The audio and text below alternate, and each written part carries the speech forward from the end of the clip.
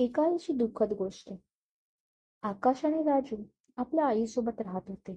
वडील लवकरच वारल्यामुळे आईने मोठ्या कष्टाने दोघांना वाढवले, शिक्षण दिले.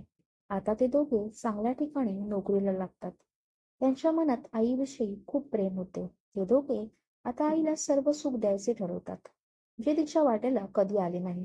लहानपणी पैसे नसल्यामुळे तिने तिचे सर्व दागिने विकून, त्यात तिचे मंगळसूत्र पण होते, ते पण मुलांना चांगले शिक्षण देण्यासाठी विकले होते. ती शेवटची निशाणी तिच्या पतीची होती, तरी पण तिने कसलाच विचार न करता ते सुद्धा विकले होते. त्यामुळे तिच्या मुलांना त्याच्या आईविषयी खूप माया होती. आता त्यांचे चांगले दिवस सुरू झाले होते. ते आईला जे हवं नको ते देत. आता त्यांचे लग्न होते तेव्हा ते सर्व सुरुवातीला एकत्र राहत, नंतर दोन भावंडे वेगळे राहू लागतात. दोघांकडे 6-6 महिने आईला ठेवायचे असे ठरते. त्याप्रमाणे सुरुवात होते. सुरुवातीला 2 वर्ष मीठ जातात. नंतर त्या दोघांच्या बायकांना त्यांची आई खटकू लागते. ते मुद्दामून तिला नको नको ते बोलत, त्यामुळे ती दुखावली जात. नंतर आपल्या पतीसमोर तुमची आई मला नको नको ते बोलते असे म्हणून त्यांचे कान भरत. सुरुवातीला ते दुर्लक्ष करू लागले, पण नंतर ते मुले आईला जाब विचारू लागतात. त्यामुळे ती अजूनच दुखावली जात. घरात तिला राहणे अशक्य झाले होते. ती कसे तरी दिवस काढत होती, कारण आता तिची मुले कोणाचे तरी पती होते. त्यामुळे त्यांना आईची बाजू कधीच पटणार नव्हती हेच खरे. सततच्या कटकटीमुळे ती मुले आता त्यांच्या आईला कंटाळली होती. त्यामुळे आता ते दोघे वृद्धाश्रमाचा विचार करत होते. पण तिथली फी खूप असल्याने त्यांच्या बायकांना त्यांना एका मंदिरात सोडून येऊ असे सुचवतात. सुरुवातीला त्यांना वाईट वाटते, पण नंतर ते तयार होतात. ट्रिपला जायचा प्लॅन केला जातो. 2 मुले, त्यांची आई आणि सुना सर्व सोबत असल्याने आई खूप खुश असते. पण तिला थोडी ना माहित होते की पुढे काय होणार आहे. एका ठिकाणी मंदिरात सर्व जातात. तिथे आईला ते थोड्या वेळ बसायला सांगतात आणि तुला पाणी घेऊन येतो असे सांगितले जाते आणि तिथून सर्व निघून जातात. आई शिकलेली नसते, त्यामुळे तिला काय आपला पत्ता सांगता येणार नाही आणि ते अशा ठिकाणी आईला सोडतात जे ठिकाण त्यांच्यापासून खूप दूर होते. आई एकटी आपल्या मुलांची वाट बघत असते, पण रात्र होते तरी कोणी येत नाही.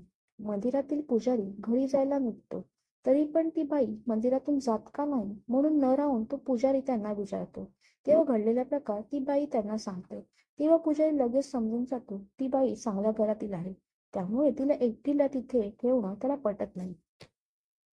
तो शेजारी जाऊन त्याच्या बायकोला फोन करतो आणि सर्व प्रकार सांगतो. नंतर मंदिराच्या ट्रस्टवरील काहींना फोन करून मंदिराच्या शेजारी असलेल्या रूममध्ये त्या बाईची राहण्याची आणि जेवणाची सोय करतो. ती बाई खूप दुखावलेली असते याची कल्पना त्या पुजारीला होती. त्यामुळे ती जेवत पण नसते, पण देवाचा प्रसाद सांगून तिला जेवायला दिले जाते. पोलीस येतात, तिची विचारपूस केली जाते, पण तिला तिचे गाव वगैरे काहीच सांगता येत नाही. फक्त तिचे पूर्ण नाव तेवढे तिला सांगता येते. ती घाबरलेली असते. तिला धीर दिला जातो. तिच्या डोळ्यातून अश्रू सतत वाहत असतात. तिचे मन भरून आले असते. ज्या मुलांसाठी आपण सर्व काही केले त्यांनी आपल्यासोबत अशी फसवणूक केली या विचाराने तिला चक्कर येते. तिला हॉस्पिटलमध्ये नेले जाते. तिला जगण्याची इच्छाच नसते, पण तिला समजावले जाते. तिची सोय एका वृद्धाश्रमात केली जाते. तिला तिच्या मुलांविरुद्ध केस करायची काय असे विचार येते. तेव्हा ती नाही म्हणते आणि माझे या दुनियेत कोणीच नाही असे मी आजपासून समजेन. आणि ती त्या वृद्धाश्रमात राहून सर्वांना मदत करू लागली. ती उपजात हुशार असते, त्यामुळे हळूहळू ती लिहायला वाचायला शिकते आणि आपल्या आयुष्यावर पुस्तक लिहिते. असेच दिवस निघून जातात. आता ती पुढचे शिक्षण पण घेते आणि सर्व वृद्धाश्रमाचे कामकाज ती करत असते. ती मोठे मोठे व्याख्याने देऊ लागली असल्याने तिची ख्याती खूप पसरली. आता ती आई साधीसुधी नसून शिक्षित होती. अशाच एका कार्यक्रमात तिला बोलावले जाते. तिथे तिची भेट तिच्या मुलाशी होते.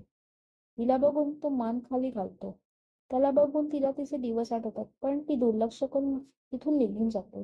आपले भाषण ती सर्वांसमोर देते. तिथे ती मुद्दामून एका आईची दुःखद स्टोरी सर्वांना ऐकवते.